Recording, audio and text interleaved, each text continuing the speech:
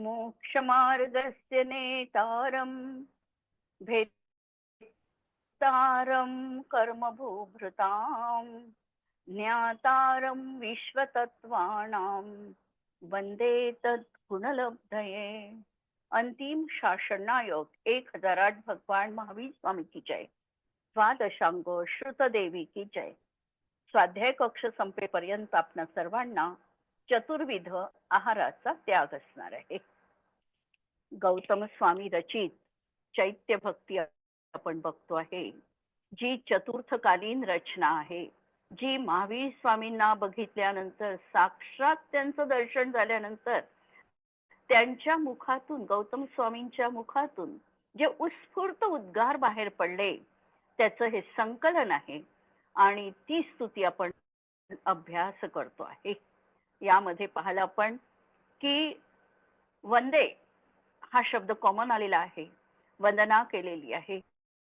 जसं अत्यंत भावविभोर अंतःकरण असेल तर वारंवार वारंवार वंदना करण्याचा भाव येतो आणि तरीही मनामध्ये तृप्तता वाटत नाही की किती वंदन करून किती नाही, किती आभार मानू आणि किती नाही। अशा प्रकारची ज्या वेळेला अवस्था होते ती अवस्था त्यांच्या जीवनात आम्हाला पाहायला मिळते। कदाचित त्यांच्या मनात हाही भाव असू शकतो की आजपर्यंतच आमचं जीवन व्यर्थ गेलं, इतक्या प्रकांड पंडित आम्ही म्हणवल्या गेले, परंतु आमचं ज्ञान अपूर्ण होतं। महावीर स्वामींच्या दर्शनानंतर ज्ञानाची जी अनुभूती आली, जी सम्यक दर्शनाची प्राप्ती झाली आणि जी विलक्षणता अनुभवाला आली, ही गोष्ट असाधारण त्यांच्या जीवनामध्ये घडली। त्यांचं जीवनच रूपांतरित झालेलं आहे आणि त्या अनुषंगाने त्यांनी अशा प्रकारे चैत्यालय यांची स्तुती केली, पंचपरमेष्ठीची स्तुती केली, जिन धर्माची स्तुती केली।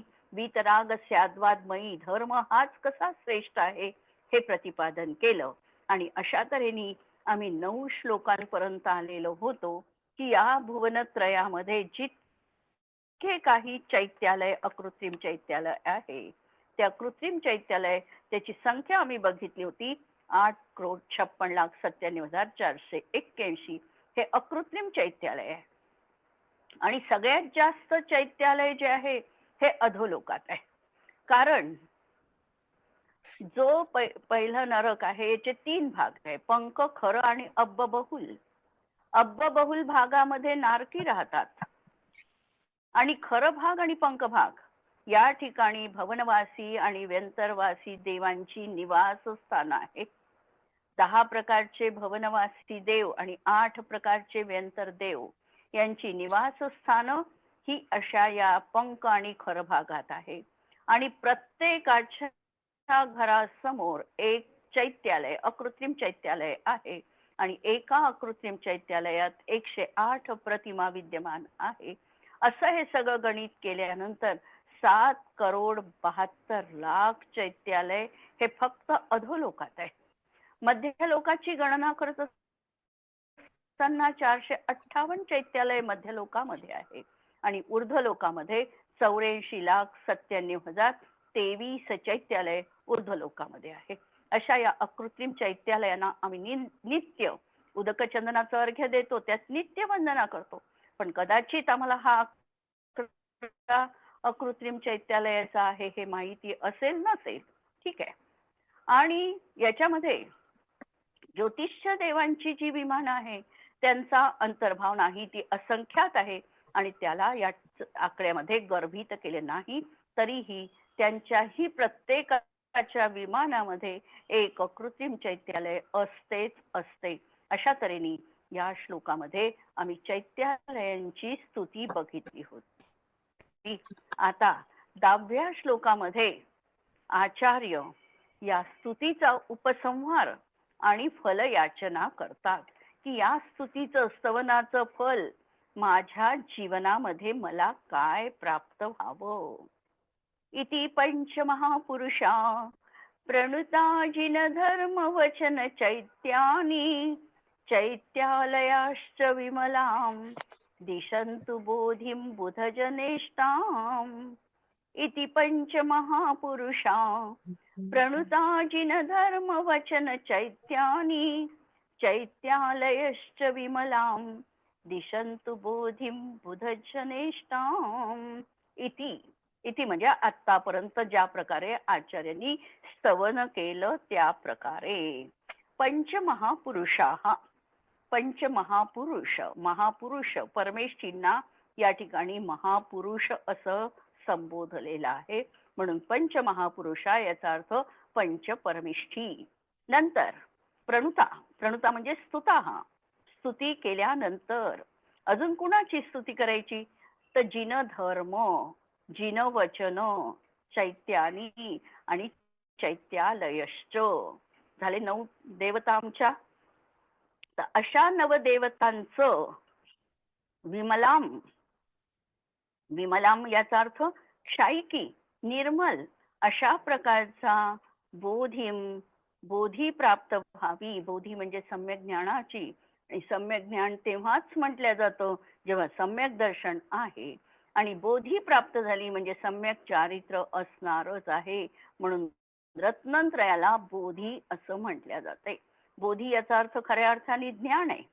सम्यक ज्ञान झालं असं जरी म्हटलं आपण तरीही याचा अर्थ आम्हाला 3ही रत्न प्राप्त झालेले आहे. हा अद्वैत नयानी कथन त्या ठिकाणी आहे. कारण एकाची प्राप्ती होणं म्हणजे 3ची प्राप्ती होणं आहे. म्हणून अशा तऱ्हेची बोधी प्राप्ती बुधजनेष्टाम. बुधजन, बुधजन कोण?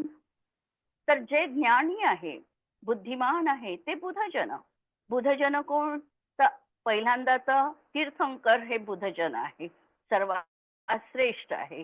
त्यानंतर क्रम येणारे गणधर देवा, गणधर देव, आणि तेषाम इष्टम, त्यांना अभिप्रेत असणाऱ्या, त्यांना इष्ट असणाऱ्या अशा प्रकारच्या सम्यक दर्शन, ज्ञान, चारित्र्य यांची क्षायिकी रूपाने मला प्राप्ती हो. हाही भाव या ठिकाणी व्यक्त केलेला आहे की हे भगवन, नवदेवतांची मी स्तुती करतो आहे आणि या स्तुतीचं फळ माझ्या जीवनामध्ये मला अशा प्रकारे गणधरादी देवांना इष्ट असलेली अशी जी क्षायिकी रत्नत्रय संपत्ती आहे त्याची मला प्राप्ती हो. आणि ही नित्य भावना आम्हाला भावायची आहे. आम्ही ही याचना करत नाही हे लक्षात ठेवायचं आहे.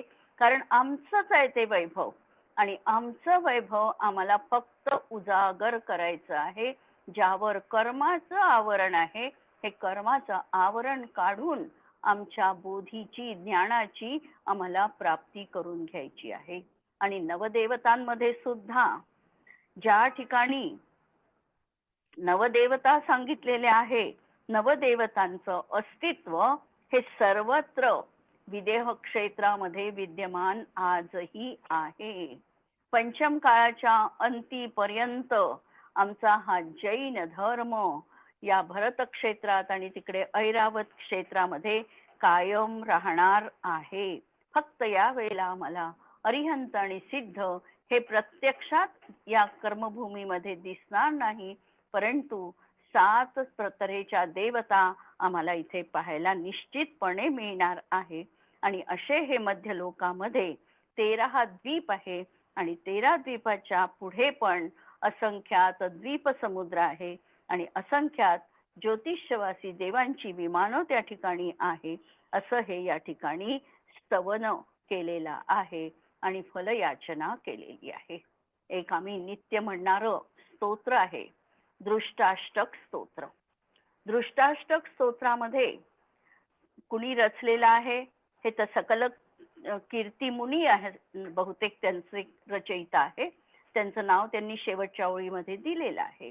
आणि ते असं म्हणतात आहे दृष्टाष्टक स्तोत्रामध्ये, दृष्टाष्टक म्हणजे फक्त पाहिलं. काय पाहिलं? तर कदाचित आकाश गमन करत असताना खाली असलेल्या अकृत्रिम चैत्यालयांचं त्यांना दर्शन झालं. आणि हे अकृत्रिम चैत्यालय कसे आहे याचं वर्णन केलंय त्यांनी दृष्टाष्टक स्तोत्रामध्ये.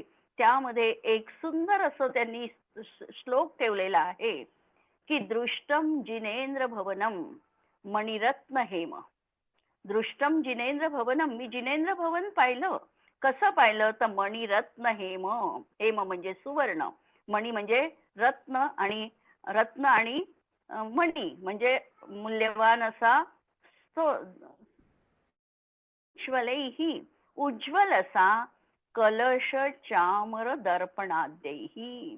त्या मंदिरांमध्ये कलश आहे, चामर आहे, दर्पण आहे, सन्मंगलैहि, मंगल आहे, सगळे अष्टमंगल तिथे विराजमान आहे.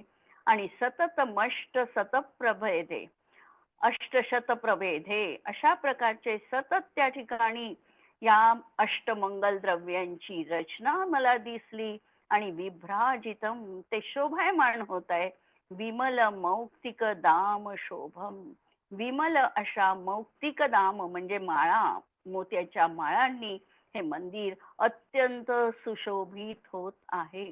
अशा प्रकारचं जिनेंद्र भवन मी पाहिलेलं आहे. हे आचार्य सकलचंद्र मुनी त्या ठिकाणी दृष्टाष्टक स्तोत्रामध्ये म्हणतात. जसे हे स्तोत्र आहे, अद्याष्टक स्तोत्र, दृष्टाष्टक स्तोत्र, या स्तोत्रांमध्ये आचार्यांनी हेच सांगितलेलं आहे की अद्याष्टक स्तोत्रामध्ये की अद्य मे सफलम जन्म नेत्रेच सफले मम, आज माझा हे भगवन तुझं रूप पाहिलं आणि आज माझा जन्म सफल झाला, हे माझे नेत्र देखील सफल झाले. आज तागायत पर्यंत या भौतिक चकाचंदामध्ये मी परद्रव्याचं अनुपम असं लावण्य बघितलं आणि त्यातच मी रममाण झालो. पण आज तुझी ही वितराग छबी बघितली आणि माझं मन भरून पावलं, मला तृप्तता वाटली, मला धन्यता वाटली. अशा प्रकारचं अद्याष्टक स्तोत्र. आणि हे दुसरं दृष्टाष्टक स्तोत्र. पुढच्या श्लोकामध्ये आचार्य सर्व कृत्रिम आणि अकृत्रिम अशा प्रतिमांची स्तुती करतात.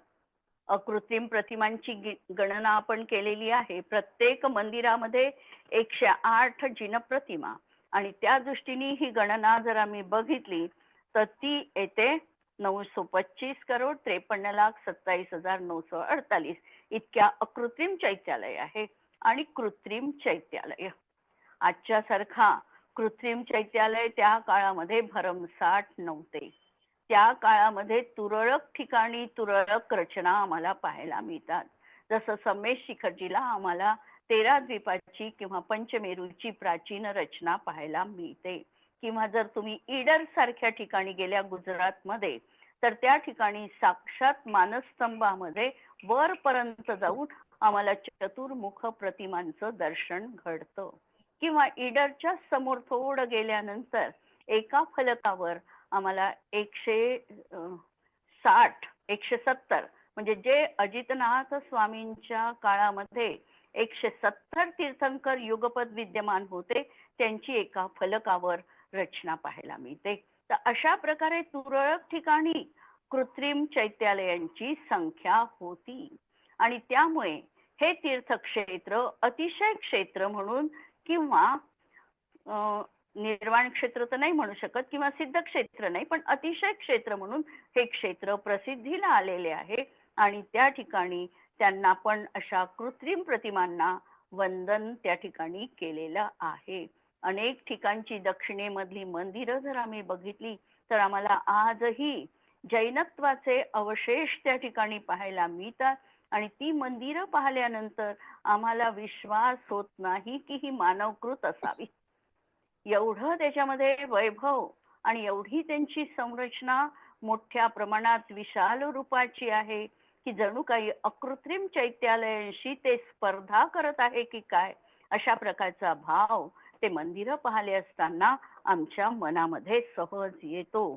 तर या ठिकाणी अशाच प्रकारे कृत्रिम आणि अकृत्रिम, कृत्रिम मध्ये फरक हा आहे की कृत्रिम कुणीतरी निर्माण केलेलं आहे.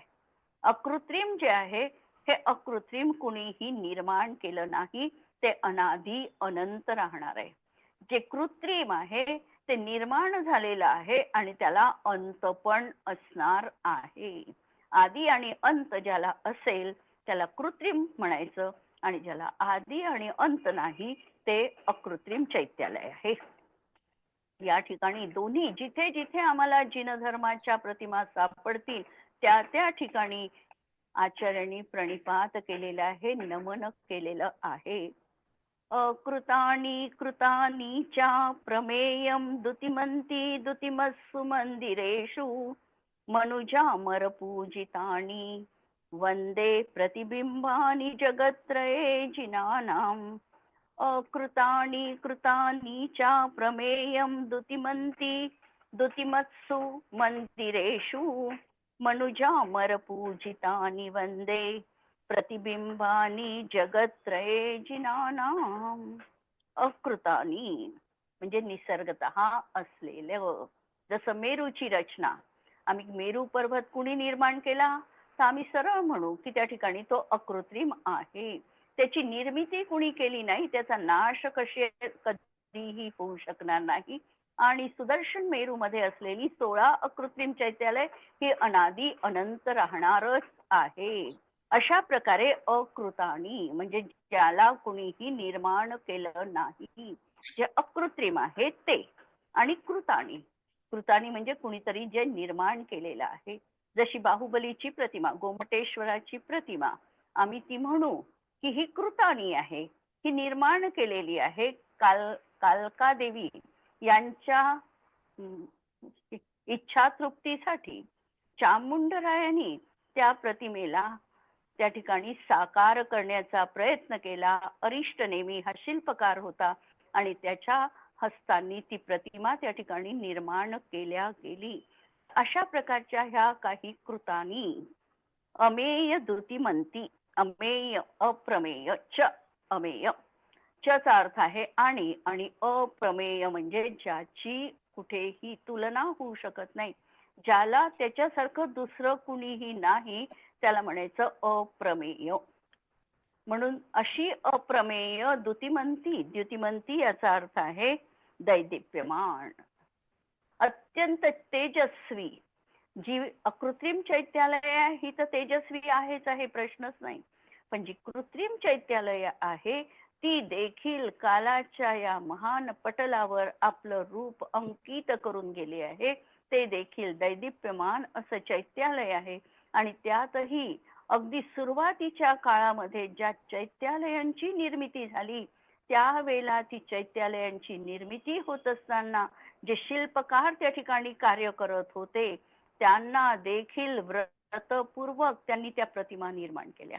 आपल्याला माहिती असेल, सगळ्यांना ज्ञात आहे की ज्या वेळेला बाहुबलीची प्रतिमा निर्माण केली, चामुंडरायांनी सांगितलं जितका दगड या प्रतिमेच्या बाहेर पडेल तेवढ्या भारंभार सोनं त्या शिल्पकाराला देण्यात येईल.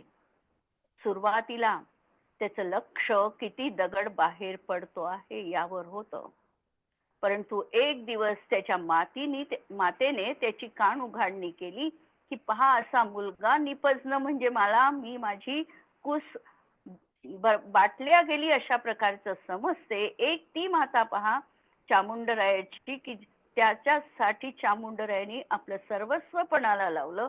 आणि एक तू कपाळ करंटा असा की तू या पैशाच्या लालसेमध्ये आलेला आहे.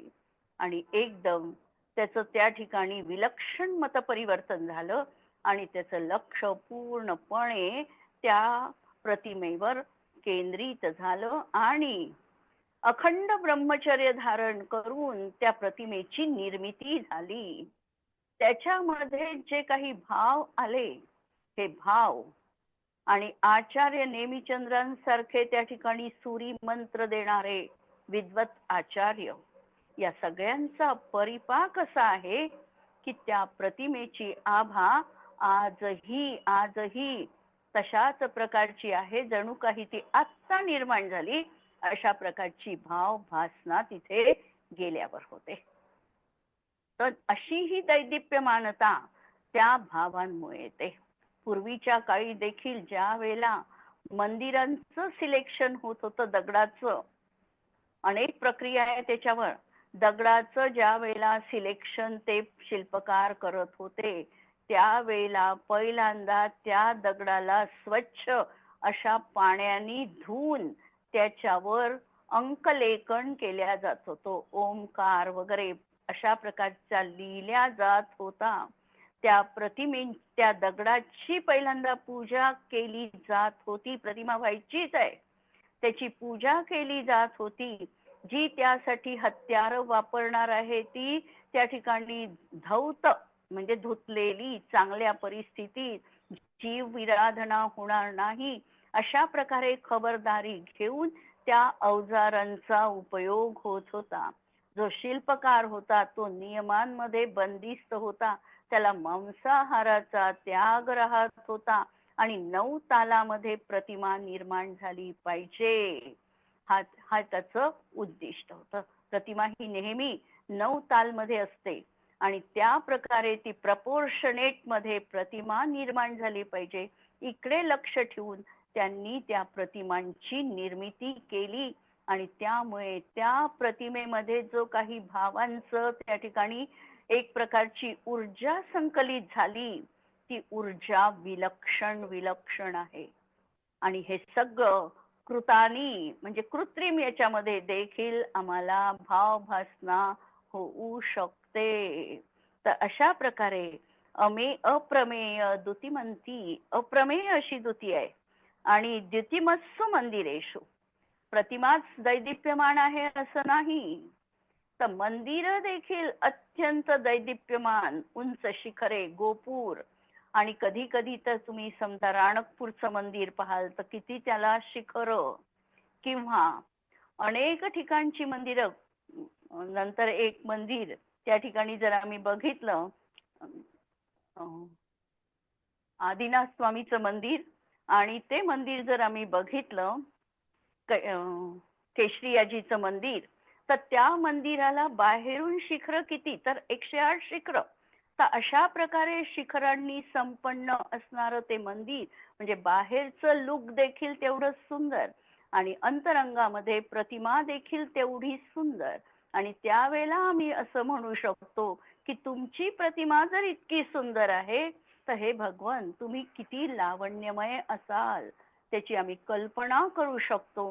हे तेव्हा सार्थकतेने आम्ही म्हणू शकतो.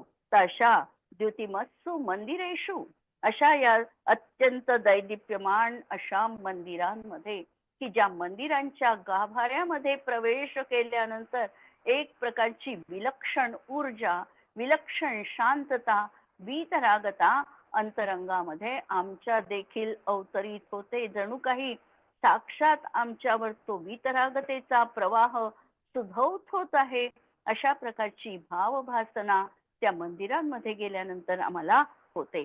म्हणून अत्यंत दैदिप्यमान अशा मंदिरांमध्ये. आणि ही मंदिरं कशी आहे तर मनुज अमर पूजितानी, मनुष्यांना आणि अमर देवांना देखील पूजनीय आहे. देवांना देखील रस्त्यामध्ये एखाद्या वेळेला अशा प्रकारे जर मंदिर दिसले तर देव देखील जर सम्यक दृष्टी असेल तर त्या मंदिरांमध्ये वंदना करताना येऊ शकतात, भाव त्यांचे असू शकतात. म्हणून आम्ही जेव्हा मंदिरात प्रवेश करत असताना आम्ही म्हणतो निस्सही निस्सही निस्सही. काय अर्थ निस्सही म्हणत असताना, की जर या ठिकाणी कोणी देवदेवता असेल तर त्यांनी बाजूला व्हावं. मी मंदिरात प्रवेश करतो आहे, मी त्यांच्यात अडथळा बनवू इच्छित नाही. मला मंदिरात प्रवेश करायचा आहे आणि त्यांनी मला मंदिरात प्रवेश करण्याची जागा द्यावी. निस्सही ते मध्ये असतील तर त्यांनी दूर व्हावं, जेणेकरून त्यांना माझ्यातर्फे काहीही अडचण बाधा उपस्थित होऊ नये. म्हणजे देव देखील अशा प्रकारच्या मंदिरांमध्ये पूजनासाठी येत असतात. जर आमच्या भावाची तेवढी साखळी असेल तर आम्हाला देखील ते दिव्य संगीत, दिव्य ध्वनी म्हणजे त्यांचं ते काही वाद्य असेल, हे वाद्य आम्हाला देखील ऐकू येऊ शकतं. ती लेवल आमच्या जीवनात यायला पाहिजे फक्त. म्हणून मनुज आणि अमर पूजितानी, अमर याचा अर्थ देवलोक, स्वर्गामधले देव, किंवा भवनवासी असतील, व्यंतरवासी असतील, किंवा एखाद्या वेळेला ज्या मंदिरांशी त्या देवांचा पूर्व ऋणानुबंध असेल त्या ठिकाणी ते निश्चितपणे वंदना करण्यासाठी येऊ शकतात. आणि अशा तऱ्हेने वंदे, मी वंदन करतो प्रतिबिंबांनी, प्रतिबिंबांना. प्रतिबिंब याचा अर्थ प्रतिमांना. आणि कुठल्या प्रतिमांना? तर जगत्त्रये जिनानाम, या 3 भुवनामध्ये जितके काही चैत्यालय आहे या सगळ्यांना मी त्या ठिकाणी नमस्कार करतो. कारण जिनेंद्र भगवंतांचं दर्शन केल्यामुळे जन्म कृतम पापम जन्मकोट्यामुपार्जितम जन्म मृत्यू जरा रोगम हण्यथे जिन दर्शना. जिनेंद्र भगवंतांचा पाठ म्हणताना या श्लोकाला सिमिलर असे श्लोक त्या ठिकाणी घेतलेले आहे की हे भगवान, तुमचं वंदन केल्यानंतर अनंत जन्माचं पाप एका क्षणामध्ये नाहीसं होऊ शकतं. निधत्ती आणि निकाचित जातीचं कर्म देखील जीवनामधलं नष्ट होतं. निधत्ती आणि निकाचित हा शब्द आपल्याला कर्मकांडमध्ये गेलेला आहे. निधत्तीचा अर्थ काय? निधत्ती कर्म आणि निकाचित कर्म. निधत्ती कर्मामध्ये उदीरणा आणि संक्रमण हे 2 प्रकार जिथे घडत नाही त्या ठिकाणी म्हणायचं निधत्ती जातीचं कर्म. आणि ज्यामध्ये उत्कर्षण, अपकर्षण, उदीरणा आणि संक्रमण काहीही होत नाही ते निकाचित जातीचं कर्म. म्हणजे ते कर्म तसंच्या तसं उदयात येतं.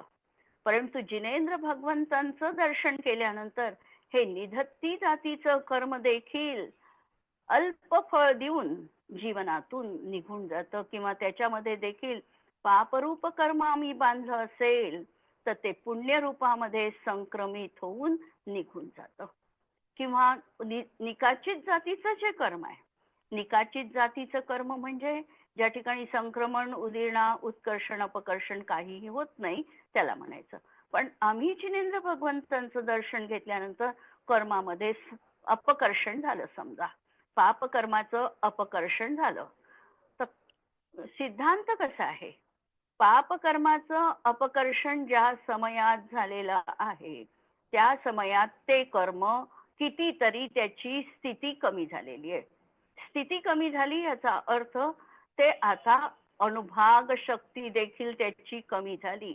जे आम्हाला विष हलाहल रूपाने त्या कर्मानी फळ दिलं असतं ते आता आम्हाला तशा प्रकारे फळ देणार नाही, निंब कांजी रूपाने उदयात येईल. अशा प्रकारचा बदल जिनेंद्र भगवंतांचं दर्शन झाल्यानंतर जीवनात घडतं. आणि यावर आम्हाला विश्वास, मनोमन विश्वास ठेवायचा आहे की जिनेंद्र भगवंतांचं वचन कधीही अन्यथा होत नाही. नंतर पुढच्या श्लोकामध्ये आचार्य सांगतात आहे कृत्रिम आणि अकृत्रिम जिन प्रतिमांना वंदन. आता जिन प्रतिमांनाच वंदन केलेले आहे, पण पुढे अजून त्याची विशेषता सांगतात. द्युतिमंडल भासुरांग यष्टी प्रतिमा अप्रतिमा जिनोत्तमानां भुवनेषु विभूतये प्रवृत्ता वपुषा प्रांजलिरश्मी वंदमानः. द्युतिमंडल भासुरांग शब्दाचा अर्थ काय आलेला आहे? द्युतिमंती मत्सु. द्युतिमंती याचा अर्थ आहे द्युतिमंती याचा दैदिप्यमान. म्हणजे संस्कृत मध्ये टीका करताना त्यांनी दिलेलं आहे प्रचुरतम प्रभायुक्तानी. प्रचुरतम ज्याची प्रभा आहे त्यांना म्हटलेलं आहे द्युतिमंती. आणि द्युतिमत्सु म्हणजे द्युतिमत्सु तर त्याही ठिकाणी प्रभा समन्वितम, प्रभा समन्वितम, प्रभानी युक्त, म्हणजे सारखाच अर्थ. मत्सूचा अर्थ सारखाच अर्थ आहे. कारण मंदिरेषु सप्तमी आलेली आहे म्हणून द्युतिमत या शब्दाची सप्तमी करून द्युतिमत्सु हा शब्द आलेला आहे. कारण संस्कृत मध्ये कसं आहे विशेष आणि विशेषण याची विभक्ती एक असते. जर मंदिरेषु सप्तमी वापरली तर त्याचं विशेषण जे आहे द्युतिमान, द्युतिमत, त्याची पण सप्तमी वापरावी लागते म्हणून द्युतिमत्सु हा शब्द आलेला आहे. सप्तमीचा अर्थ आहे तिथे. एकच आहे दोन्हीचा अर्थ. अर्थ एकच आहे. हं. आता या ठिकाणी सांगितलं की ह्या ज्या प्रतिमा आहे या कशा आहे, या उपमा रहित आहे. जगामधली कोणतीही अशी वस्तू नाही की ज्याची उपमा आम्ही त्याला देऊ शकू. जसं आमचा इष्टोपदेश नावाचा ग्रंथ आहे आणि त्या ठिकाणी त्यांनी एक श्लोक ठेवला सुरुवातीलाच की स्वर्गातलं वैभव कसं आहे या संबंधात, की नाके नाकौ कसामिव. नाके याचा अर्थ स्वर्ग आणि नाके नाकौ कसामिव. स्वर्गातलं वैभव हे स्वर्गातल्या प्रमाणेच आहे. किंवा महाभारतकालीन युद्ध कसं होतं, तर महाभारतकालीन युद्धासारखंच होतं. त्याला कशाचीही उपमा देता येत नाही. त्याप्रमाणे ह्या प्रतिमा कशा आहे, तर या प्रतिमा या अकृत्रिम आहे आणि त्या प्रतिमांना कोणत्याही वस्तूची आम्ही जगामध्ये उपमा देऊ शकत नाही. म्हणून या प्रतिमा उपमा रहित आहे. द्युतिमंडल भासुरांग यष्टी. द्युतिमंडल याचा अर्थ प्रभामंडल, भामंडल. आणि तेन भासुरहा, त्यांनी दीप्त असलेली. भासुर, भा म्हणजे भाचा अर्थ काय, भा याचा अर्थ आहे आभा. त्याच्यावरून शब्द पडला भारत, जो आभामध्ये रत आहे. भा म्हणजे आभा, जो आभामध्ये रत आहे तो भारत. त्याच्यावरून शब्दाला भारती. भा म्हणजे आभा किंवा सरस्वती आणि ज्याच्यामध्ये ती रत होते ती भारती. असे शब्द. कपाल भाती, कपाल ज्याच्यामुळे तेजानी चमकत त्याला कपाल भाती.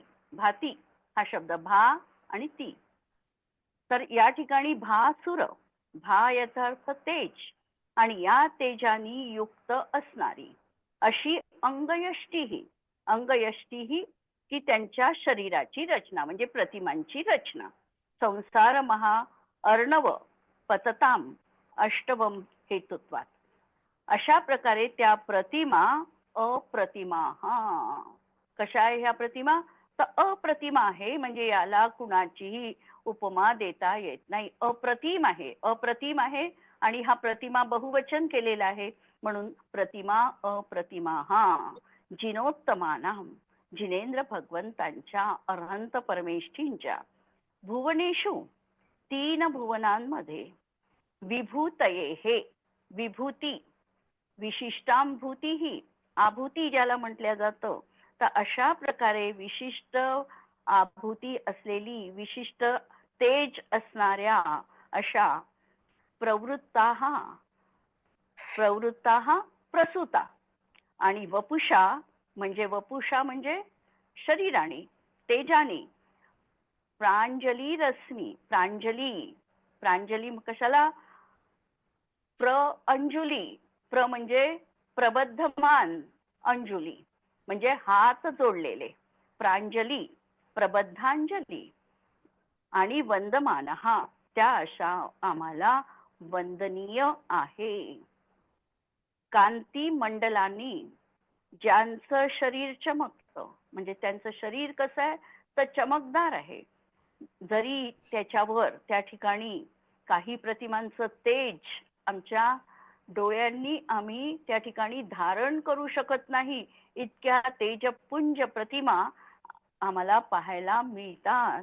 अशा प्रकारे कांती मंडलांनी ज्यांचं शरीर चमकदार आहे अशा तीन लोकांमध्ये विराजमान अशा देवाधिदेव जिनेंद्र भगवंतांच्या तेजानी किंवा स्वरूपानी उपमारहित प्रतिमांना मी प्रांजली म्हणजे दोन्ही हात जोडून नमस्कार करतो.